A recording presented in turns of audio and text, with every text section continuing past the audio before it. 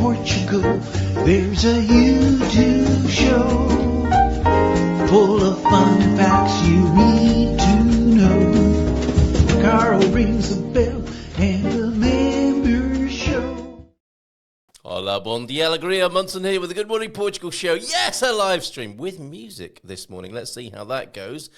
And the podcast, and of course the Portugal Club, where you can learn with others the Portuguese. How's your Portuguese going? Come on, it's the least you can do is learn a little bit of Portuguese, and we're making it easy for you with our 30-day challenge over at the Portugal Club, which is absolutely part of the package of a Portugal Club membership. Right, let's get underway this morning. We've got an amazing show for you today, an hour-ish, maybe a little bit longer. Christopher Kirby-Higgs will be joining us from the Kirby-Higgs group, the team that I work for at the agency. So he will be with us at around 8:30 this morning, talking about his work. He's like a real-life James Bond. He lives in Estoril, where James Bond... suddenly people... James Bond, let's have a look at him a little bit later on. Yes, at 8:30, he's joining us. He grew up around where James Bond was... I was going to say conceived, not biologically, but the idea of James Bond arose in Portugal, of course. Ian Fleming was in Estoril, where Christopher grew up in and around that area. He's a racing car driver. He's a handsome chap as well. He's got it all. He's got it going on, and he's selling incredible properties around that area. And we'll see some beautiful architecture, the sort of work that he does, and the sort of houses that he represents and sells. Mr. Christopher Kirby-Higgs, everybody. How about that? See what I did there, Christopher? The chain. You're in real estate, and you're a racing driver. How are you this morning? Great to see you. I'm great. I'm great. It's always a real pleasure to be here on the show. So much appreciated. You can hear me well, yeah? Music. Yeah, absolutely, loud and clear. And okay. I know in our earlier conversations to and froing about your music choices this morning, you love music. So what did you make of that, this show that's coming to Nazaré? Batman and Matrix vibes with fado, samba, and opera. It's going to be amazing, I think. Well, that's the thing. I mean, I really appreciate being on this show precisely because of this whole theme of music. It's also a big part of my life as well. And the truth is I'm a big fan. And I think Lágrimas de uma Sereia is when I came on and saw this, it caught me totally by surprise because, I've always been one of those that, I've lived in Portugal now for 39 years. Half British, half Portuguese, yes, but since 1986, this is my home, and I've seen over the years, let's say, the whole evolution of foreigners coming to move into Portugal, way before I got into real estate, of course, and if there's one thing I've always appreciated is people being able to also appreciate what Portugal also creates music-wise, because Portugal, to be fair, is an enormous music country. I say this because, when we have, first of all, we're one of the countries that probably has the most variety, one of the largest varieties of music genres that come to Portugal and play in Portugal. I mean, we're talking about absolutely everything. We even have now in Sines, we're going to be having Músicas do Mundo, Music of the World, which is an annual festival, which has all different types of genres of music playing in that festival. But one of the things is that Portuguese music itself was always kind of not very well known, and to see now people that are associating opera and fado is just, for me, absolutely perfect, because it's always what fado deserved. Marisa, for example, is now our probably most notorious fado singer, and she was probably the first. Ana Moura then came more or less at the same time, and Ana Moura even played with the Rolling Stones. Yes. But Marisa was the first one to kind of just give a more modern twist to fado and incorporate a bit of a jazz to it, a bit of the electric guitar to it as well. So it's really good. And I, unfortunately, on the 13th of September, will be actually having a race in Valencia, and I won't be able to make it. But the 3rd of August, I'm certainly very interested in going to this event at the Praça de Touros in Nazaré, because I'm sure that this is absolutely phenomenal and definitely one of those events that really needs to actually go to Porto, come to Lisbon, go down to the Algarve. Yeah. Yes, yeah. Hopefully, that's what's going to happen in years to come. Now, you slipped into the conversation. You'll be away at a race. Now, when I was describing you earlier on, Christopher, it was a James Bond kind of lifestyle. There you are, working in this beautiful high-end real estate, and we've got some amazing architecture to share. A beautiful property that you've been working with. You grew up around where James Bond was conceived of, was thought up by Ian Fleming. You're a racing driver, and you live in Cascais, Estoril. It's quite the lifestyle, is it not? I'm not going to complain, that's for sure. Uh, I mean, of course, I've been very privileged, and it is like that. My father was basically someone who came to Portugal as a manager for Unilever in his early 20s. Yeah. Met my mother, Portuguese mother from Porto, but they met in the Algarve. So he was one of those 1970s expat stories when there still weren't so many around, but there still were, because we already had about 6 international schools in this area. So even though my father was transferred to in this order, he was then transferred to Istanbul and then to Kenya, where I was born, and then to Canada. Yeah, I mean, I left Kenya at 5 months of age. So I mean, I was born there, but I of course don't remember it quite well. And of course, I was brought up as a baby in Toronto until I was about 9, which is why this accent's a bit weird. And then moved here. So yes, I've lived in Cascais since 1986. I was very lucky to go to St. Julian's, which is one of the, if not, to be fair, the best school pretty much in Portugal, and definitely the number 1 international school, and definitely the one that has the best ratings and the most successful students in terms of exam results, so on. And yes, I race cars since 1995. And now I race. I just had a race last week. Yeah, 2 weekends ago. 2 weekends ago in Estoril, and then we have one in Valencia, and then we also go to the Algarve. So yeah, it's definitely a great life. It's obviously it's a very luxurious life. And yes, I was brought up close to the James Bond Hotel, Hotel Palacio. I'm friends with the owners, the Albacker family. They are the owners of the Hotel Palacio. And I mean, they weren't the original owners. The original owners was the Fausto Figueiredo family, who Fausto Figueiredo is the statue. If anyone ever goes to the Casino Gardens, there's a statue of a gentleman there who is Fausto Figueiredo. And Fausto Figueiredo is the person who bought a lot of land in Estoril back in the early 1900s and decided to build the Hotel Palacio, Estoril Sol Hotel, which is now the Estoril Residence, the Hotel Atlântico, which is now the Intercontinental. And then during the Second World War, since you mentioned it, during the Second World War, we had the British spies in the Hotel Palacio, and we had the German spies in the Hotel Atlântico. And it was lots of tales about, when the British would celebrate, commemorate a lot of victories, the Germans could hear them all the way from the other side of Estoril.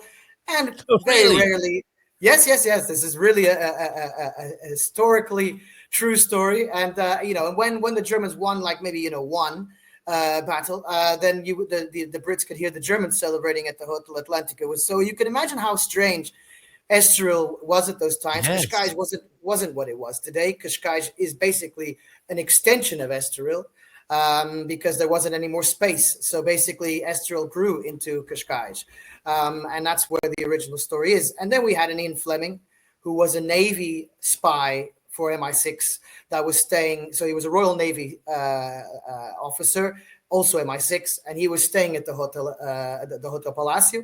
And he met a Serbian spy, which was Sokol. I always get his name quite wrong, but and he basically became super inspired by this Serbian spy. As you can imagine, it wasn't a British spy that inspired James Bond; it was a Serbian spy that inspired James Bond. And Ian Fleming basically based his first book on this spy that he met in the Hotel Palacio. That's why the Casino Royale is, in fact, our Casino Estoril, not the one in Montenegro, but actually the one in Casino Estoril. But he wanted to give it, by the way, but he wanted to give it a more fancier name, so he called it the Casino Royale. So yes, James Bond is 100% Estoril created, and yes, it's been an absolute, bliss and blessing for me to live in this area for so long. Yeah, it's quite incredible, and another, another touch of Portuguese in something we all know and love, which is so often the case, isn't it? Portuguese is behind so many things, and when you scratch the surface, there's some Portuguese history or culture there. And I There understand the is. bellhop, the original bellhop, who was a young lad in Casino Royale, still worked at or still does work, or worked until very recently at the hotel. The Hotel Palacio, yes, yes. Yes, It must be till literally. I mean, I saw him there like 2 years ago. right. So yeah, he's been there ever since, and obviously ever since I started hanging around at the Hotel Palacio since the '80s as well. And Yes, I'm not sure if he's still there now. He's already quite an old man, but yeah, he's gone on and on and on, and obviously a became great kind thing of a to have done. mascot. Yeah, absolutely. Absolutely, Yeah. absolutely, So, yeah. how did you get into into motor racing, into driving fast cars? And how does somebody else? How does one get into that? If somebody's coming to Portugal and would like to do that and maybe drive the great tracks either at Estoril or in Portimao, those are the two principal tracks, aren't they? And they've hosted F1 events. How did you get into it? How do other people possibly get into it, or get a little taste of it anyway? Well, actually, now that you mentioned it, so I created a racing academy this year called Racing Fury Academy. If you go to Instagram and just write Racing Fury Academy, it We will show will. up. Yeah. And it's a new academy, but obviously I have a lot of networking from the racing world. And since I also race formulas and I also race go-karts, professional go-karts, I realized that there was a bit of a gap in the market, which was that there wasn't the possibility for people to be able to just rent these vehicles and be able to use them. I mean, you can rent Lamborghinis and Ferraris. It's very special corporate, very special elitistic corporate events that cost a fortune. And obviously racing, whether it's even go-karts or formulas, obviously cost a bit. But I set Yeah. that up so if anyone ever wants to race with us, that's exactly what we do. We're going. I'm now going on the 31st of July, since we now have kind of school holidays, and a lot of our let's say rookie drivers are students that are obviously off now of school. So it's easier for us to use karting tracks, for example, during the week. So yeah, that's the academy that we created this year. That's a video of me racing that video there in the middle of the last 2 weeks ago. So it Right. was very, very interesting, but you guys can then check that out, of course, in your time. And yeah, it's basically one of those that we give that option for people to be able to let's say live the dream. I actually started racing. So the interesting story was that I was actually someone that was trying to be a tennis player, a professional tennis player, and I was quite good at it. I was number 11 in juniors in Portugal, and I would go to academies in Germany. And it's anyway, long story. And basically, I was only 15 at the time when then they had obviously let's say different activities than just us playing 7 hours of tennis every day. So one day they Yes. took us to the Nürburgring karting track just for fun, and I went on the track and did quite well to the point that since I completely overlapped every single person that was there, I realized, well, gee, it looks like I'm better at this than even You do tennis. this. Yep. So, so basically, I got back to Portugal. I literally went the next weekend to Évora in the Alentejo, a beautiful UNESCO village a city that we have. It's actually the capital of Alentejo region, and Yes. they had at the time, still do, but at the time it was one of the best karting tracks in Portugal. And I went on the track, and obviously the rest kind of became part of my life because it just became it ended up. I've always been a very big sports person and music person, of course, as we're talking about, but much more into sports. And it just became a natural transition. Tennis, I had a bit of a, let's say, physical limitation because I'm quite short. I'm only 5'5", which for tennis is really not good, and for motor racing it's actually perfect. So it all Yes. just ended up. Yes. It just ended up mixing together. Actually, my first word, my parents told me the first word I ever said was not mom or dad, it was car. So I guess that says a lot. Meant One to of be. those. Meant to be. Meant Amazing. to be, Amazing. meant to be, meant to So be. So that's yeah. really great to know. That I've got Miguel Franco, who used to kart race with Ayrton Senna. He's moving to Portugal from Brazil later on this Ah, year, and he does amazing things with CEOs using the whole context of high speed driving as a transferable sort of metaphor for running a company, which I think is a pretty good parallel. So I'm sure you two will get on great. And Colin, our motoring correspondent who was on yesterday talking about the electric car show, I'm sure Colin will want to meet you as well at some point. And maybe we can have a meeting, a Racing Fury Good Morning Portugal meeting, and see who wants to come along and have a race one day. That'd be fantastic. Absolutely. And there are a lot of karting tracks as well. I mean, we've got these 2 F1 tracks, haven't we? But there is quite a good network of karting tracks around Portugal, I understand. Yes, correct. So, I mean, we have obviously the Estoril where Ayrton Senna won his first race back in 1985. We just celebrated the 40-year anniversary of his victory, and a very interesting gentleman called Keith Sutton. So Keith Sutton was the main photographer for Formula One for the last 40 years. And his closest, let's say the person he got closest to was Ayrton Senna. And actually, Keith Sutton features in the Ayrton Senna series, the Netflix series of Ayrton Senna. And I had the privilege of meeting Keith Sutton. He lives in Val do Lobo in the Algarve. Really? So there you go. That's the way it goes. And this also happened. Yeah, this also happened because Ayrton Senna had a house in Quinta do Lago and inspired Keith Sutton to also go live nearby, precisely because, Keith Sutton's idol is Ayrton Senna. I asked Keith Sutton the other day, I was like, Keith Sutton, you must be the person who's gone to the most Grand Prix in history. And he said, well, very humbly, he said, well, I've been to over 700. Wow. Incredible. What a life. So what a life. He's a great man that we could bring onto the Good Morning Portugal show because he's super approachable. Yeah, this must be a residency, Christopher, with all that you know about Portugal and these incredible stories you have. Which leads us on to real estate, because, of course, you grew up in Estoril, so you're making use of the facilities. That's where the Portugal Tennis Open is, I think. That's where the racing track is. And what else is there in Estoril and Cascais but fabulous buildings, property, homes, and incredible architecture? So that was obviously an easy and natural thing for you to get into. Have you been doing that for a long time? Is that what you've been doing all your working life in real estate? No. So actually, I've only been doing real estate for 5 years. I was I worked for 16 years in private aviation. I worked for the market leader of private jets in the world, NetJets, who actually their European operations are based in Europe. Their European operations are based in Lisbon. And basically, so I worked for them for 16 years. And then I did want, to be honest, to make a career change. And I've always been very interested in real estate and in architecture. And exactly for the reasons that you say, Cascais, Estoril, Portugal, such a fantastic place. It always was beyond me how it took so long for people to discover the marvel that is Portugal, the phenomenon, the phenom that is Portugal. And now it has finally come out. I mean, I'll be honest with you. I used to complain about it.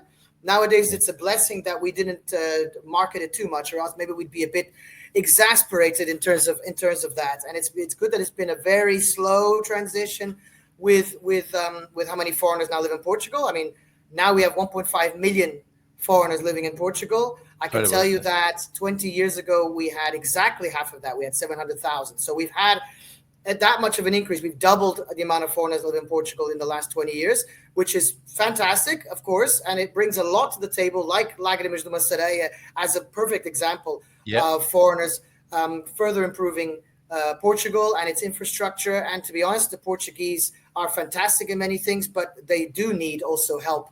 And this whole globalization has only made Portugal better. Sometimes things need to be a bit filtered out or a bit controlled and a bit protected.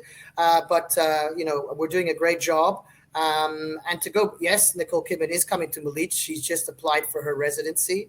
That property that you're just showing now, Carl, is actually a property that we have, very exclusive property that we just sold this week. It's the finest property that we've really sold. As you can see, it speaks for itself, that video. That architect, Rui Jervis Daltoguia, was an architect that was a friend and was inspired by Oscar Niemeyer, who's a very famous architect from Brazil, who designed all of the capital of Brazil. Brasilia was all designed by Oscar Niemeyer. And this architect, he was a friend and was inspired. Actually, this property was built. So this architect, Rui Jervis Daltoguia, also was the person who designed the Gulbenkian in Lisbon, if anyone knows about the Gulbenkian. Of course, absolutely. Amazing building. So it's an amazing building. It features in a tourist video of Cascais filmed in 1954. And this house, of course, was completely modernized, as you could see. What an absolutely, I'll tell you, this house is a gem. It's a one-of-a-kind property, because this architect only built this house as his private house. All of his other constructions were much larger scale, so it's got a very unique twist to it. And we just sold it. We just signed the deed on Monday, and it's just one of a piece. And that's the thing. I mean, it's a privilege for me to be able to showcase properties like this to foreigners and to Portuguese. Obviously, a lot of the clientele in Portugal is still Portuguese. 79% of purchases in Portugal are still done by Portuguese, and then the other 20 to 30% are done by foreigners. So the Portuguese is still the largest market. This was obviously sold from a Portuguese person to actually a foreigner, which of course happens quite often. But anyway, so it's a phenomenal house just off the center of Cascais. You wouldn't think so by looking at this. You would think it's probably in the middle of some park, which it is. It's right by a park, but it is actually 10-minute walk from the center of Cascais. Absolutely magnificent property. Stunning, isn't it? So right, we got another one of your music selections here. We are in the early days of bringing music into the show, and we're having a few teething problems, but I'm going to do my best to do F1 justice, which is one of your selections for the rest of, having a lovely look at this this property here. So let's fade us down and play a little bit of music and see how this goes. Absolutely wonderful. And the architect, if you could give us his name again, please, Chris, that'd be amazing. So his name is Rui, R-U-Y, Jervis de Autoguia. The Autoguia is one of those tricky names to get right, but he was one of the most notorious architects in the 50s in Portugal. Like I said, he built the Gulbenkian, he built some other palaces as well. And to go back to that music, though, Carl. So I know people probably just got the very end of that tune. That tune I chose because you had asked me to choose a music that was directed also to real estate and my kind of music genre. So that is actually labeled F1, that tune, because that's the official soundtrack for the movie that's currently in the cinemas, the F1 movie, which was made by Apple Studios. Right. That's the official music. If you guys listen to it from the beginning to the end, it's a Hans Zimmer masterclass. It's Hans Zimmer. I mean, yes, yeah. We don't need to introduce that gentleman, and he's made another absolute masterpiece with this tune. And of course, I've already gone twice to see F1 movie at IMAX because it is. I was going to ask you, what do you think? What do you think of it? It's a brilliant movie. Right, Obviously, there's all this stuff about but for the connoisseurs and guys. Obviously, no one makes movies for connoisseurs of any type. It's a fantastically well-made movie. Honestly, it's one of the best well-made movies of a sports movie I've ever seen. I'm a big sports guy, so I watch every single movie that's related to sports, and this one I would say is probably the very best one. It's been exceptionally well made. Of course, it's got all this kind of exaggerated drama and tactics that you wouldn't really use in real Formula One. Doesn't matter. It's a fantastically well-made movie. All the actors are brilliant. Brad Pitt, as we know, is not the best. It's a movie, right? It's a movie, not a documentary. It's a movie. Yeah, exactly. Right. Yeah, and it's really, really, really well done. It's from the producer, the director of Top Gun, and I have to say he's put a real good one together. Hans Zimmer is amazing as always. So that's why I sent you that music. So that was actually the music I put on my Instagram video when I announced that I'd sold that property that we had just shown. So that's the movie that plays in my Instagram video. That's the music that plays, and I just think it's brilliant. So that's we'll make sure we do it justice because we are bringing more music in. We appear to have a few technical difficulties doing that, but it's my intention to have more music on this breakfast show, and we'll be live streaming from 8 till 9 every morning. And what we'll do is we'll put probably the official video and the tune over on the Portugal Club so people can enjoy it in its full glory without any distractions and hear the whole track as they should. So we'll make sure that happens. We look forward to welcoming you back and having a bit of a residency. Let's have a look at another one of your properties before you go. You are dealing in the most exquisite, I think, sites and buildings here. Tell us a little bit about this one, and we'll run the video in the background, and then we'll go out with a tune for you that represents Portugal. That's going to be a difficult choice, isn't it? There are thousands you could have chosen. You went with Judas Ponte. But before we go there and we play out with that this morning, Christopher, tell us about this incredible site here. Right. So this incredible site, it really is one of a kind. Again, the architect is a gentleman called Vitor Vitorino, and this was the house that actually inspired Cristiano Ronaldo to build his house in Quinta da Marinha. Basically, Cristiano Ronaldo's house is an exact copy of this house. The difference is right? that it is. So it's the same architect, it's the same builder, it's the same designs. The difference is that this house is only 1,850 square meters of living space. I mean, it's huge. And Ronaldo decided, I want the same house, but I want it to be 4,500 square meters. Yes. So he could play football inside. He could play football inside. Right. He could, he could race a Formula One car inside. Yeah. You're absolutely right. And obviously, Cristiano Ronaldo's house is, to be honest, way too big. But anyway, I guess when there's someone like him, why not?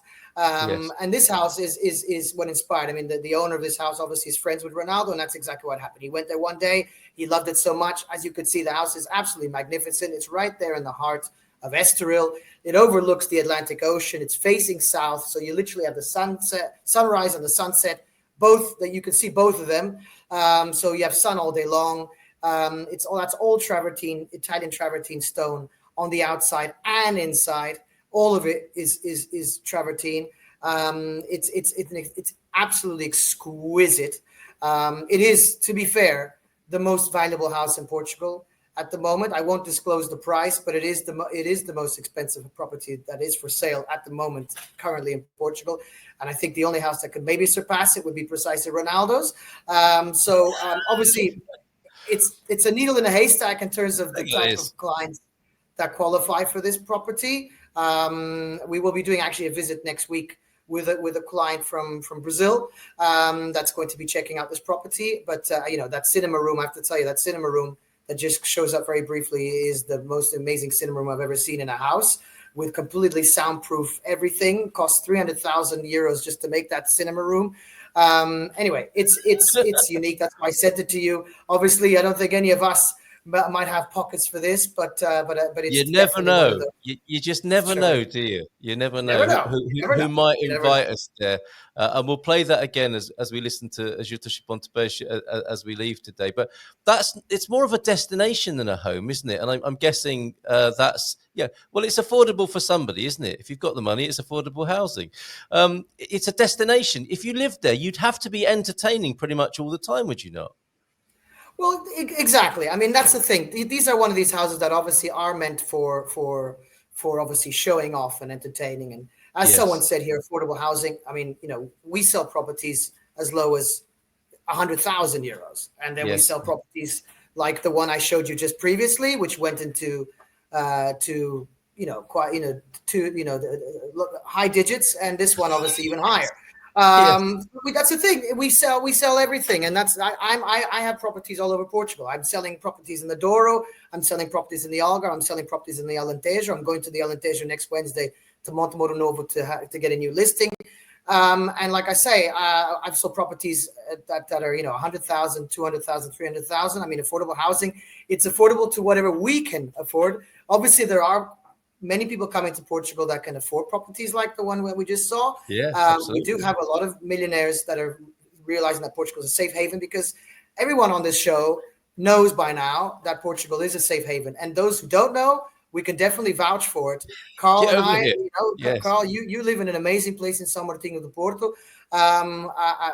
That's also part of my youth. As you and I have spoken before, I used to go every summer to São Martinho do Porto because it was one of the resorts for the Cascais, let's say the more high-end Cascais families, the more middle upper class, nouveau riche as well. They still come here. They still come here. Yeah. Well, there you go. So and that's what Portugal allows, and you can buy a house for 50,000 euros, an hour and a half from Lisbon, as you can also buy one for various million. So. It's all open. Of course, that house is a very unique, special place that obviously is a bit of a Saint-Tropez style, and that's exactly what Cascais and Estoril is, the Portuguese Riviera, and it needs to become a bit more that. But of course, it needs to be also sustainable, and that's what I always tell people when they ask me. It's like, oh, I can't afford Cascais. Well, you can buy a house in Cascais for 400,000 euros, a house, not an apartment. You can buy a house for 400,000 euros in Cascais, and you can also buy one for 10, 15, 20 million. So it's, everything's possible here. Yes, and it doesn't have to be either or, does it? I mean, we are quite capable in Portugal of having affordable housing if you get the politics right, and the most incredible experiences and luxury that would attract people from all around the world. It really doesn't have to be either or, I don't think. And that sort of diversity and richness of experience, I think, is what a lot of people love about Portugal as well. And that's not to prioritize or put anyone up or down or whatever. It's still, something for everyone. Hopefully, that's the kind of utopia we can look for here, isn't it? Is that everyone's needs are met without having to limit anything as well. That's a great human game to be playing, and an exciting one, I think, and an inspiring one, and a picture that could take place in this very country. Bon dia todos from Antonio F as well, and anyone in Madeira felt today's earthquake. Okay, we've had a power cut, we've now got an earthquake, and considering then with all of what's going on with tremors and so on, we've done extremely well to put out a radio show this morning, barring a couple of technical hiccups, which I hope you'll forgive me, Christopher. At least I turned up this morning, right? Which is an improvement on last time. Yeah.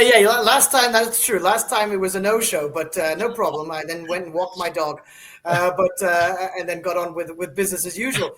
But no, I mean, look, earthquakes. The earthquake was tiny. The one that has been mentioned here, it was probably less than 3. Californian, nothing to a Californian, right? No, I mean, look, Portugal has around, this might scare some people, but we have around 2,000 earthquakes every year. But those earthquakes are between 1 and 3 on the Richter scale. Okay. Yes. And the good thing about that is that it actually, and it's been proven that it actually releases the pressure of our tectonic plates. And so, guys, there's nothing to worry about. The last large earthquake we had here was in 1755. I have felt 2 that were at 6.3 in my 40 years of living here. So, in 40 years, if there's maybe you feel the ground shake twice, I mean, let's be honest, one every 20 years is not going to do much, is it? So, well, we're like that. We need to shake every now and then to let off a bit of pressure. Why is the Earth any different? Before you go, you drive a variety of interesting cars in ordinary life. I just somehow doubt you have an ordinary life. But what does Sarah mean about that? Sarah is a client. One of my first foreign clients that I ever worked with, quite a few years ago, isn't it, Sarah? So they're actually building a phenomenal property. I hope she doesn't mind me saying this. But anyway, she's told us that already. Okay. So they've got no addresses though, right? No addresses. No addresses.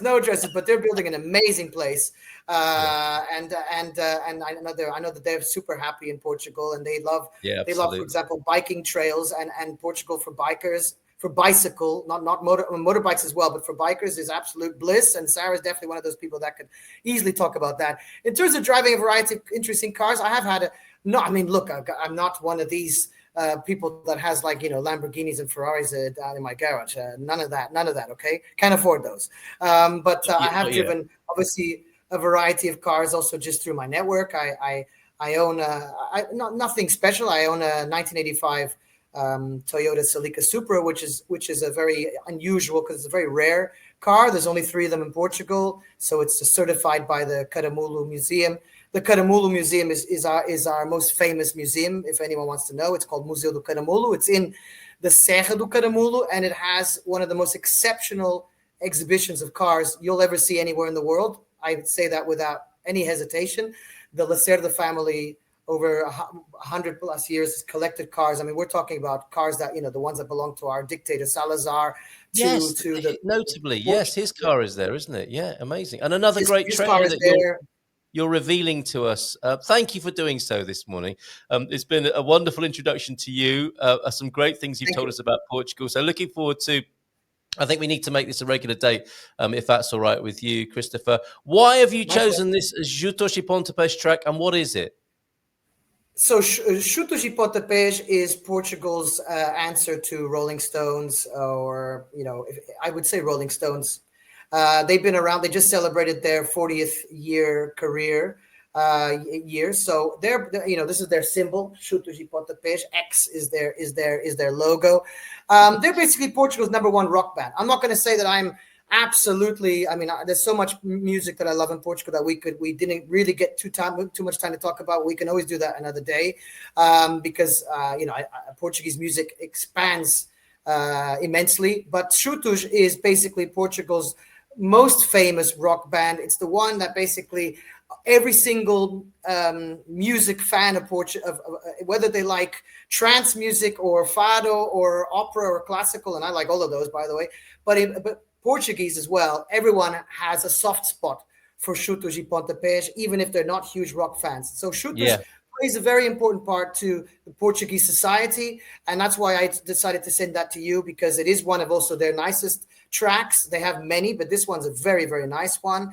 And well done, Sarah. I'm looking very forward to that. And Chutos basically just represents in many aspects Portugal. Very good. All right. On that note, let's go over to them. Let's have a little bit more of a look at some of the property. And to thank you and wish you a bon fin de semana, Christopher. Até a próxima. We look forward to seeing you soon. Again, thank you so much. Over to Chutos e Pontapés. Thank you. Obrigado. In Portugal, there's a YouTube show full of fun facts